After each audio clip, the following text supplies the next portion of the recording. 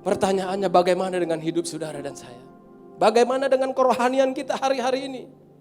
Bagaimana dengan semangat kita dalam mengiring Tuhan hari-hari ini? Masihkah kita ada semangat?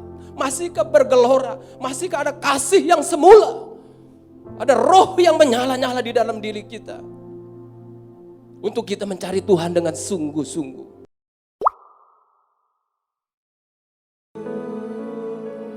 Haleluya. Mari sembah Tuhan, saudara kekasih dalam Tuhan. Mari kita naikkan ucapan syukur. Tuhan ada di ruangan ini. Tuhan Yesus, Dia senang untuk dipuji.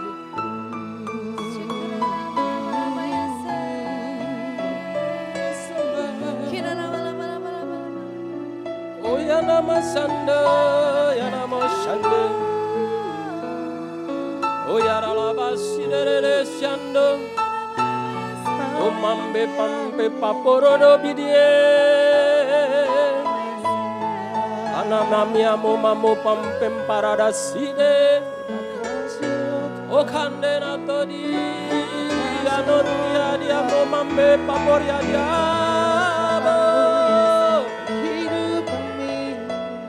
Oh ya nama side, ya nama sando. Apem papera dia mo tako kako kasena raekan. Enamoso, Hikade, Anonda, Amimomosa, Hikade Anaso,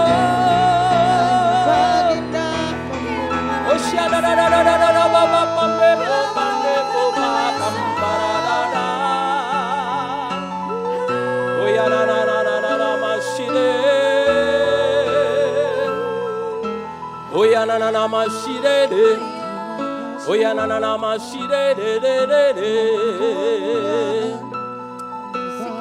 Bala bala bala bala bala bala bala bala bala bala bala bala bala. Ura la bala la mara la bara la mara la mara. Terima kasih Bapa di surga buat malam yang indah ini. Terima kasih Tuhan Yesus buat hadirat-Mu yang ada di tempat ini. Tuhan, Kau begitu baik. Tuhan Yesus sangat baik. Kami merasakan Engkau memeluk kami. Kami merasakan kehadiran-Mu begitu lembut dalam hidup kami. Tuhan Yesus, sebentar hamba-hamba-Mu, umat-Mu, kami semua, kami rindu mendengarkan sebagian daripada firman-Mu. Sebagian daripada kesaksian tentang kehidupan umat-Mu Tuhan. Tuhan Yesus, biar semua untuk kemuliaan nama-Mu saja. Tuhan Yesus berkati hamba-Mu. Tuhan Yesus urapi dan perlengkapi hamba-Mu. Biar setiap perkataan demi perkataan, setiap ucapan yang keluar dari lidah mulut bibir hamba-Mu datang dari Tuhan Yesus Kristus. Berkati kami semua yang siap untuk mendengarkan kebenaran firman-Mu. Kita yang siap diberkati firman Tuhan bersama katakan, Shalom, selamat malam. Selamat berjumpa kembali kita di acara Zoom Prayer kita malam hari ini. Shalom buat saudara yang ada di rumah-rumah, buat yang ada di ruangan ini. Tentunya kita semua keadaan kita baik-baik. Selalu dalam perlindungan dan anugerah dan kasih-Nya Tuhan. Walaupun situasi kondisi tidak baik ya, akibat karena pandemik yang berkepanjangan hampir 1 tahun bahkan lebih ya. Cukup serius saudara yang terjadi di bangsa ini ya. Karena itu malam ini saya berikan tema kenali Tuhan lewat persoalan. Saudara, kejadian selama pandemik saya melihat ada begitu banyak hal yang di luar pemikiran manusia ya, itu terjadi ya. Banyak hal-hal yang aneh ya. Banyak hal-hal yang saya lihat begitu mengerikan. Itu terjadi hanya karena akibat dari satu, yaitu virus corona. Itu berdampak sangat negatif ya, menggoncang semua umat manusia tanpa terkecuali siapapun ya. Mereka tergoncangkan ya. Ekonomi bangsa tergoncangkan saudara ya. Banyak bangsa-bangsa mengalami resesi ekonomi, saudara, termasuk Indonesia. Ya, menggoncang kesehatan. Dan yang sangat memprihatinkan, saya memperhatikan akibat daripada virus corona yang berkepanjangan ini menggoncang keyakinan dan kepercayaan anak-anak Tuhan. Hanya karena persoalan-persoalan kehidupan yang mereka alami di sepanjang kehidupan mereka, terutama tentang pekerjaan, tentang keuangan, ya, dan lain sebagainya, tentang pekerjaan, tentang bisnis mereka. Saudara kasih dalam Tuhan, ada seorang teman, ya, kebetulan teman cukup dekat dengan saya dan dia punya bisnis properti. Lalu dia juga ada bisnis tekstil. Saudara kasih dalam Tuhan, tidak lama berbicara, saya berbicara dengan dia. Saya melihat ada aroma yang berbeda. Dia begitu depresi, dia begitu pesimis akan bisnis yang sedang terjadi hari-hari ini. Saudara kasih dalam Tuhan, dia mengalami kredit macet yang cukup banyak. Ya. Lalu untuk menutupi biaya gaji karyawan bulan demi bulan, saudara terpaksa harus ambil dari modal. Artinya minus setiap bulan. Jadi teman saya ini begitu tergoncang. Lalu dia cerita, satu teman, kebetulan saya tahu, dia pun berbisnis di bidang properti. Dia membangun juga hotel-hotel. Ya. Dan dia katakan, mustahil, gak mungkin bisa bangkrut, dia bilang. Itu uangnya udah tidak akan pernah habis sampai 7 turunan, dia bilang. Triliun. Tetapi di masa pandemik ini, dia harus mengalami bangkrut. Dan aset-asetnya disita oleh bank. Lalu saya mencoba berusaha untuk menghibur teman saya ini. Kebetulan dia orang percaya. Saya katakan, bro, hal yang kamu alami, kamu gak sendirian. Kebanyakan dari teman-teman saya melihat, mereka pun mengalami hal yang sama kurang lebih. Kita gak sendirian, bro. Saya bilang, yang penting kita hari ini keadaan kita baik, keluarga kita baik, kita masih bisa makan, kita masih keadaan baik dan sehat. Kita bersyukur, kita mengucap syukur kepada Tuhan, saya bilang begitu. Ya. Karena memang kejadian ini, pandemik ini, belum ada yang tahu kapan ini bisa berakhir, saya katakan seperti itu. Bahkan Menteri Keuangan Sri Mulyani pun memprediksi untuk kembali ke titik normal ekonomi bangsa ini, ke titik awal waktu sebelum terjadi pandemik ini. Dia katakan butuh waktu 2-3 tahun. Saya cerita seperti ini, saya katakan hal ini kepada teman saya.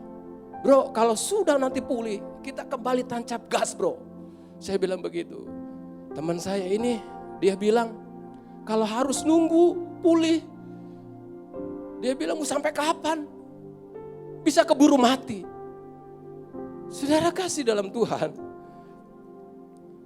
akibat pandemik yang berkepanjangan ini begitu menggoncang kepercayaan dan keyakinan orang-orang percaya di hadapan Tuhan. Saudara, akibat virus corona, ya hari-hari ini India pun mengalami goncangan yang begitu keras. Ya, sungguh mengerikan, saudara kasih dalam Tuhan. Setiap hari orang-orang dikremasi harus menunggu 2-3 hari, tempat untuk kremasi tidak ada. Bahkan tempat tanah untuk pemakaman pun hampir habis. Bayangkan 80 orang meninggal setiap harinya. Rumah-rumah sakit penuh dengan orang-orang yang sakit. Saudara kasih dalam Tuhan, yang sangat tragedis. Yang sangat saya melihat berita ini, saya membayangkan kalau seandainya kita ada di India. Keadaan di sana, saudara kasih dalam Tuhan, begitu mengkhawatirkan keamanan yang ada.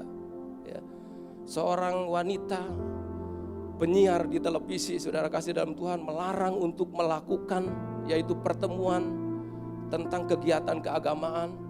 Ya, mereka beragama Hindu, ya, itu mengakibatkan tidak sehat dan menyebabkan penyebaran virus corona.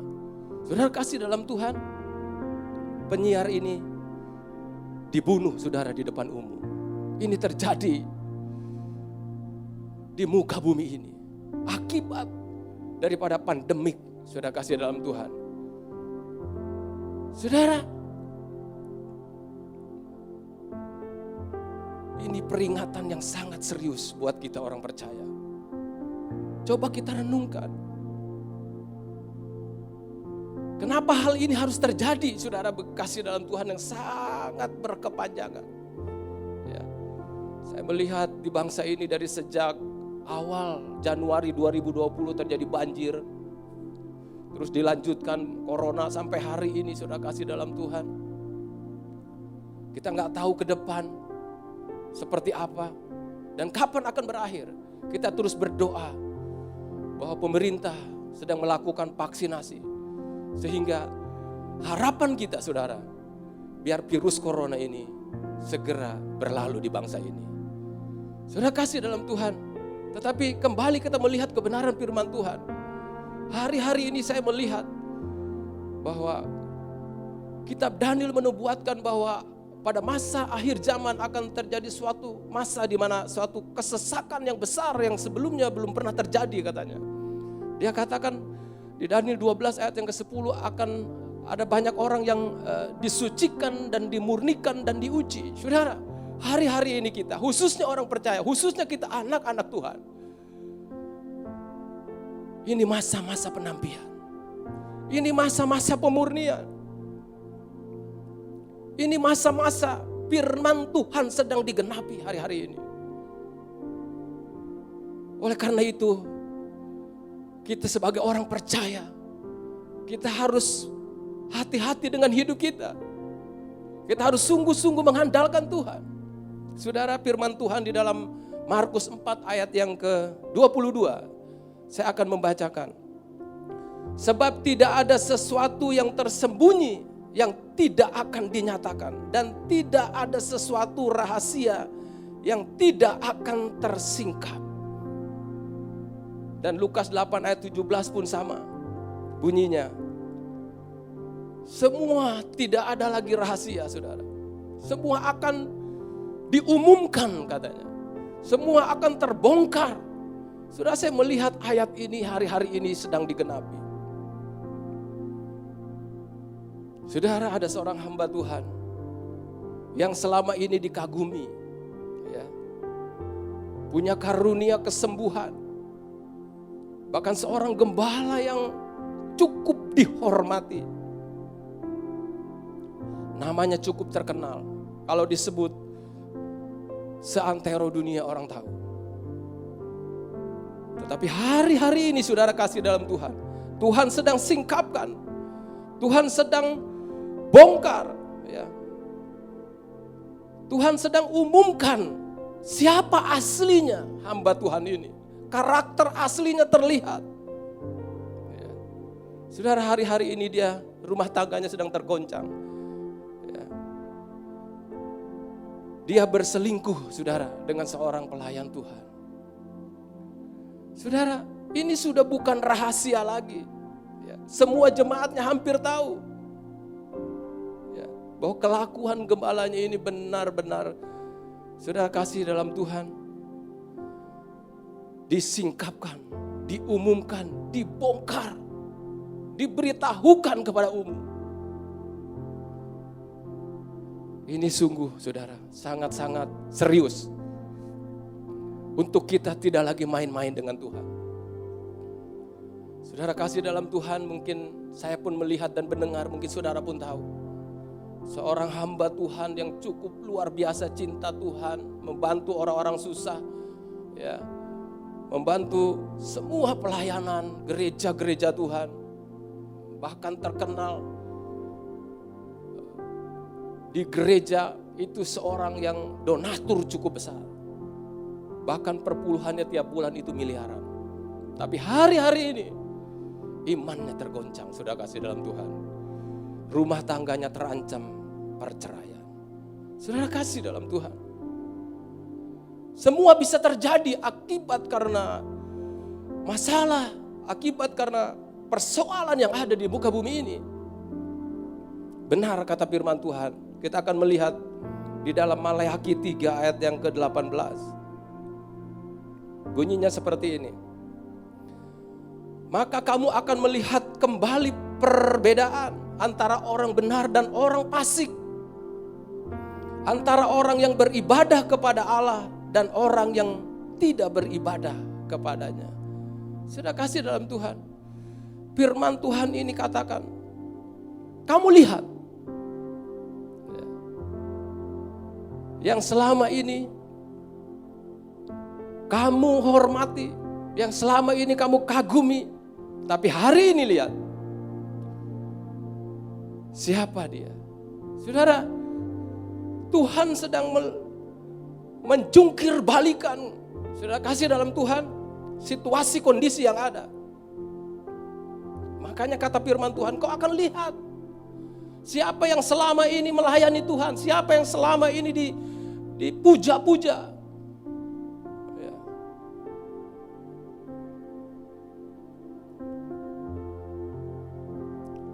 Tetapi saudara kasih dalam Tuhan, kata firman Tuhan, tetapi orangku yang benar akan hidup oleh iman. Amin saudara. Tetapi orangku yang benar akan hidup oleh iman. Di dalam Roma 1 ayat yang ke-17. Saudara, orang benar di masa yang sulit, di tengah kekurangan sekalipun, responnya beda.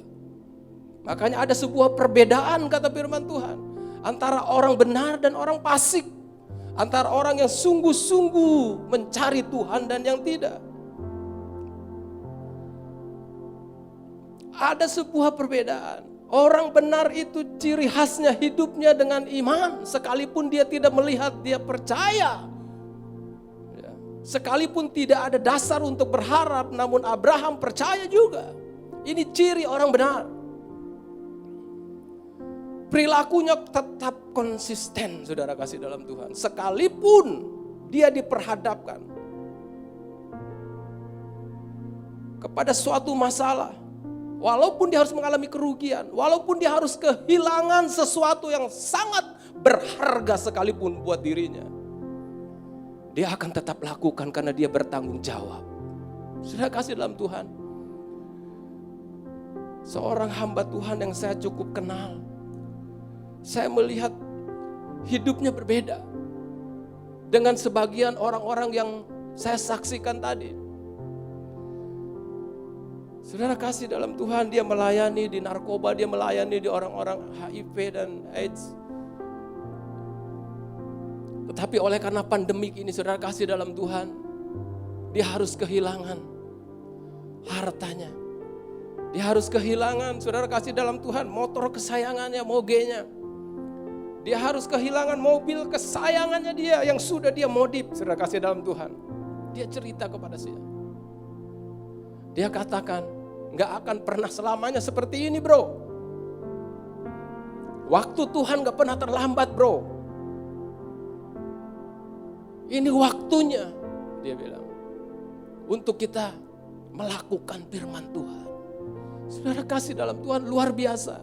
Inilah sebuah perbedaan antara orang benar dan orang fasik. Antara orang yang sungguh-sungguh pelayanannya, pengembalaannya, ministrinya hanya untuk kemuliaan nama Tuhan.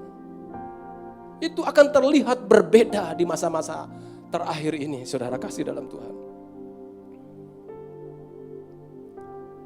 Pertanyaannya, bagaimana dengan hidup saudara dan saya? Bagaimana dengan kerohanian kita hari-hari ini?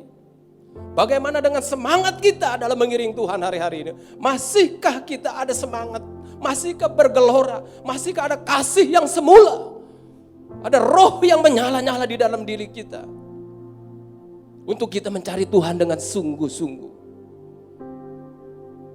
Masihkah kita percaya bahwa badai persoalan yang sedang saudara dan saya alami itu akan berlalu? Masihkah engkau percaya bahwa Tuhan masih sanggup menyembuhkan penyakitmu? Atau mungkin ada di antara saudara malam hari ini, engkau sedang meragukan kuasa Tuhan. Engkau mungkin sedang kecewa.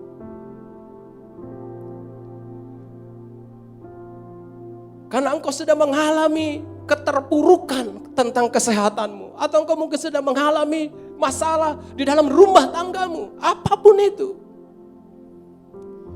Mari saudara, hari-hari ini kita introspeksi diri kita.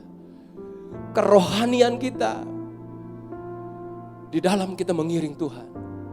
Di mana hati kita hari-hari ini saudara.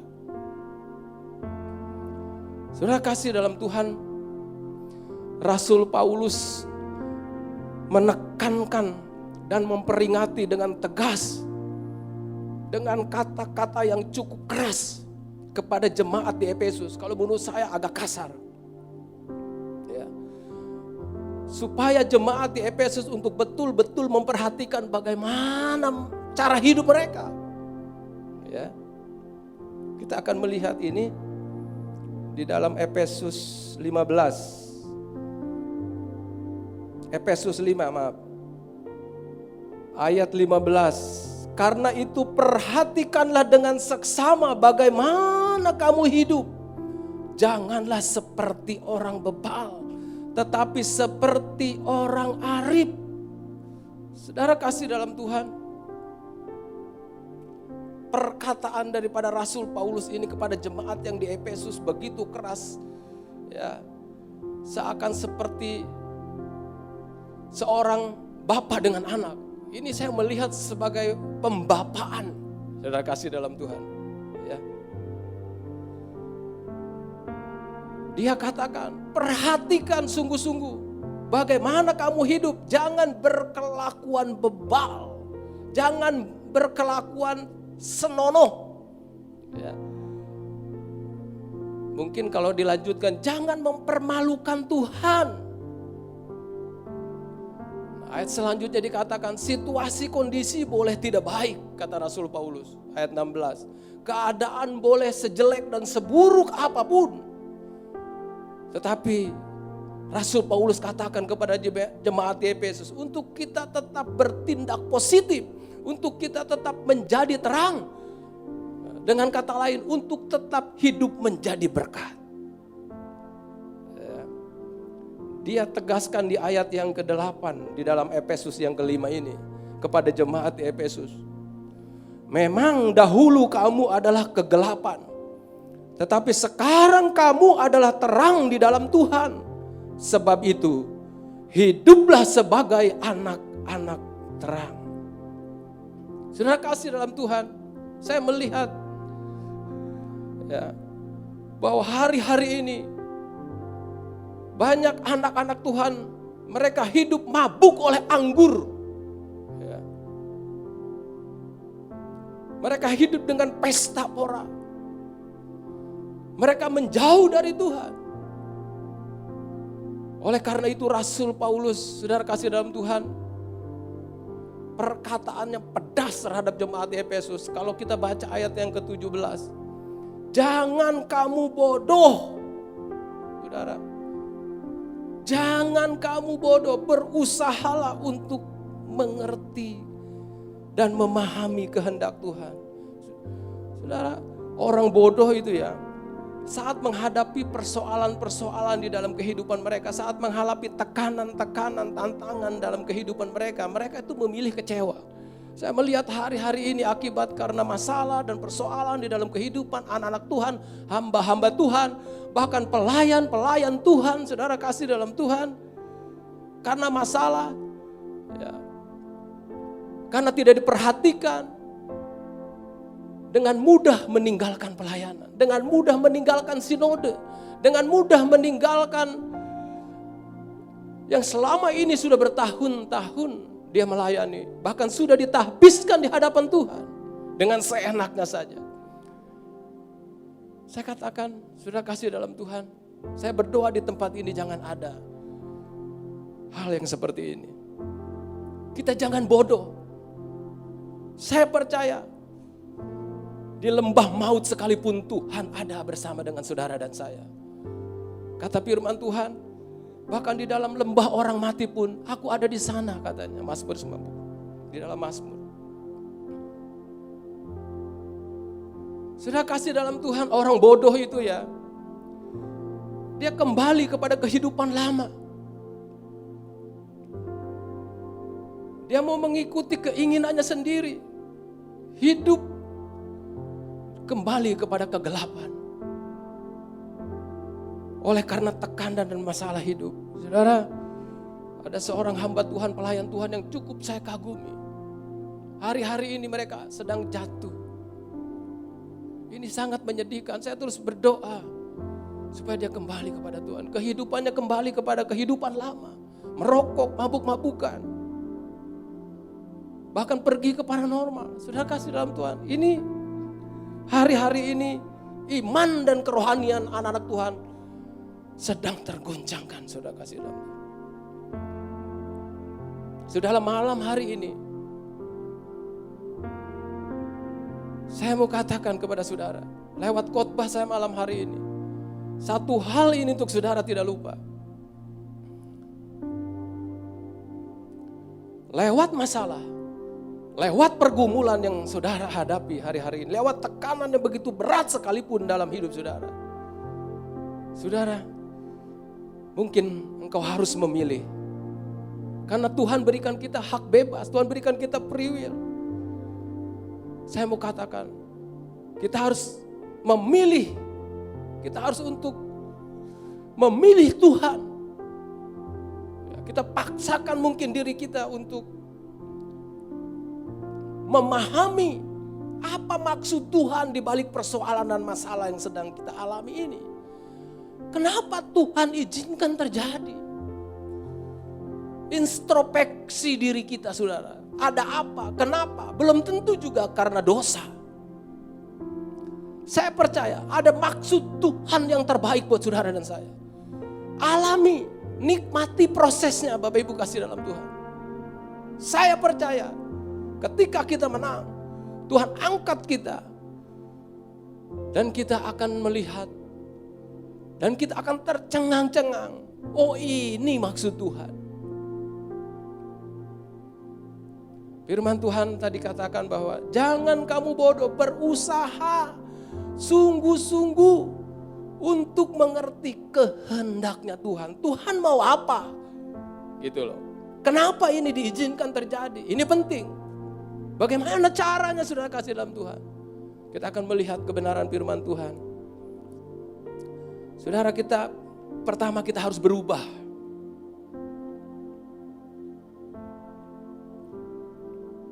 Berubah ini artinya bertobat, saudara kasih dalam Tuhan.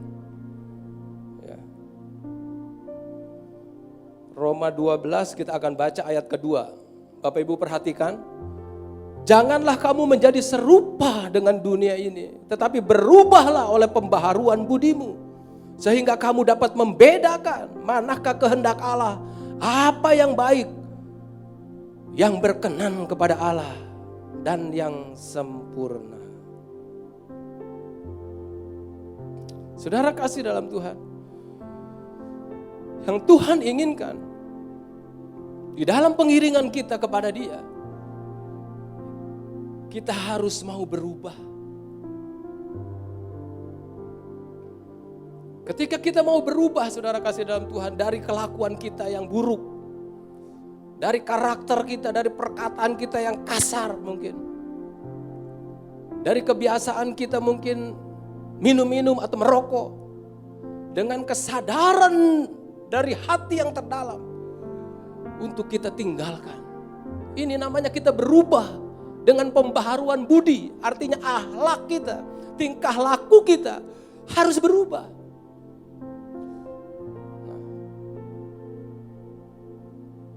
Supaya apa saudara? Supaya kamu dapat membedakan manakah kehendak Allah, apa yang baik dan yang berkenan kepada Allah dan yang sempurna. Artinya Tuhan akan tuntun saudara. Tuhan akan pimpin dia dengan kuasa Roh Kudusnya. Ya.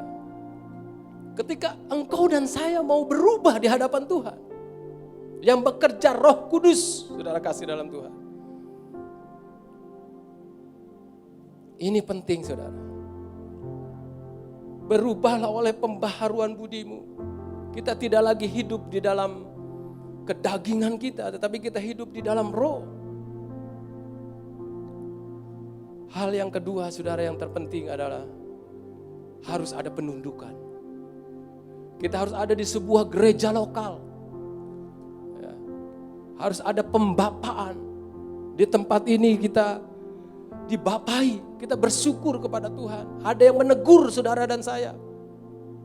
Kita melihat hamba-hamba Tuhan yang besar, mereka jatuh. Kurang apa rohani mereka? Kurang apa mereka melakukan firman?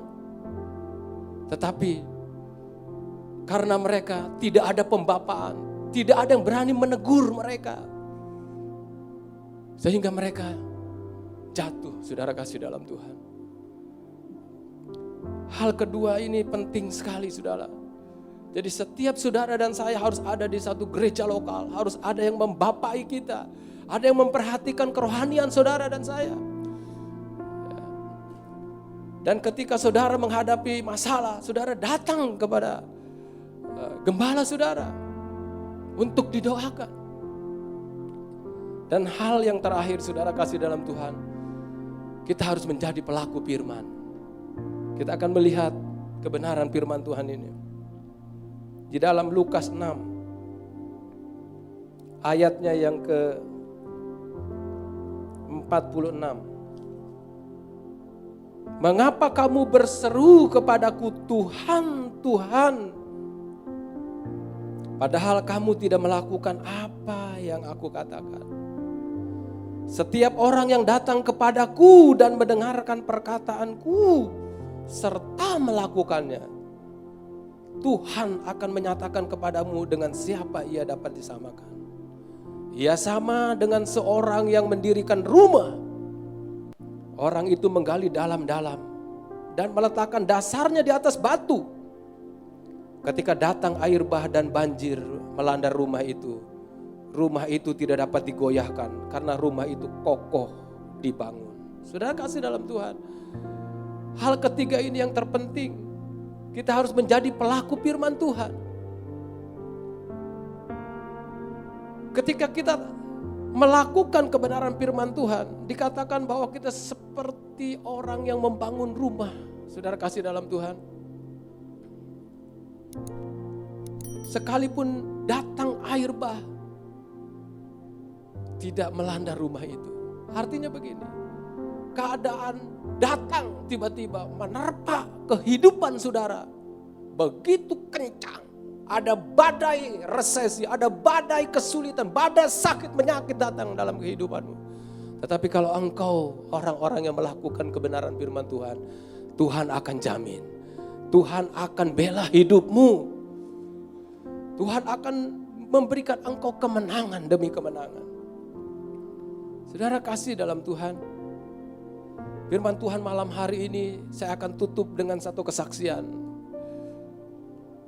Saudara, di masa-masa pandemik ini, saya merasakan memang begitu berat kita menghadapi kehidupan ini. Saya pun alami badai di dalam rumah tangga saya, tentang keluarga saya, pekerjaan saya. Saudara kasih dalam Tuhan. Tetapi satu hal saya mencoba untuk mengandalkan kekuatan saya.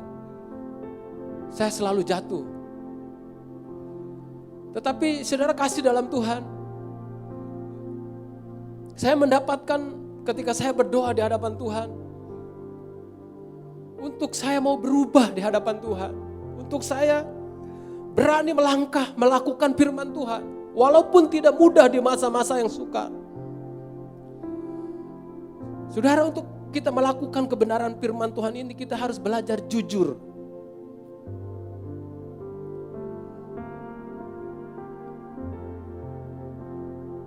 Jujur dalam arti ya sesungguhnya inilah adanya. Bukan menurut manusia tetapi menurut Tuhan. Tuhan melihat hati, saudara kasih dalam Tuhan. Dia tahu. Walaupun pemimpin, walaupun suami, walaupun istri, walaupun orang terdekat tidak tahu apa yang kita kerjakan. Tapi Tuhan tahu. Nah, di masa pandemik, saudara kasih dalam Tuhan, saya belajar setia. Saya belajar jujur. Saya belajar untuk berani melangkah melakukan kebenaran firman Tuhan. Yaitu saudara kasih dalam Tuhan, untuk melakukan firman Tuhan, untuk mengembalikan haknya Tuhan. Tentang persepuluhan, saudara kasih dalam Tuhan. Saudara kasih dalam Tuhan, itu awalnya cukup berat buat saya. Ya. Karena masih banyak kebutuhan ini, kebutuhan itu. Seringkali kepala kita itu berpikir ya, kalkulator kita keluar. Kita masih pinjam uang bank. Saudara kasih dalam Tuhan, gak mudah kita melakukan firman Tuhan. Saya mau katakan gak gampang. Kalau saya cukup berat dalam hal ini. Tetapi saya putuskan untuk saya setia. Untuk betul-betul saya belajar jujur. 10% harus saya kembalikan. Saudara kasih dalam Tuhan. Puji Tuhan, firman Tuhan digenapi. Bahwa Tuhan itu pelihara usaha saya. Tuhan pelihara keuangan saya. Bahkan saudara kasih dalam Tuhan, saya melihat perbuatan tangan Tuhan sungguh ajaib. Sangat terheran-heran. Justru di masa pandemik, di masa yang sulit dan sukar, ketika saya berani melangkah, saya belajar jujur melakukan kebenaran firman Tuhan untuk mengembalikan 10%-nya haknya Tuhan. Kalau selama ini saya bukan tidak mengembalikan Bapak Ibu, tetapi tidak 10%.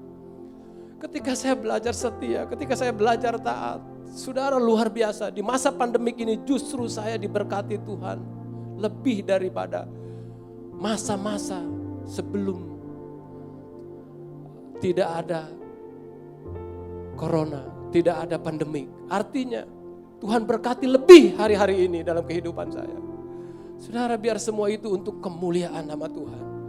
Saudara, kenapa saya berani putuskan ini? Kenapa saya berani melangkah? Karena saya berpikir dan saya Tuhan beri rema kepada saya bahwa kita hamba Tuhan, kita orang percaya, kita bersaksi kemana-mana, bahkan kita berkhotbah.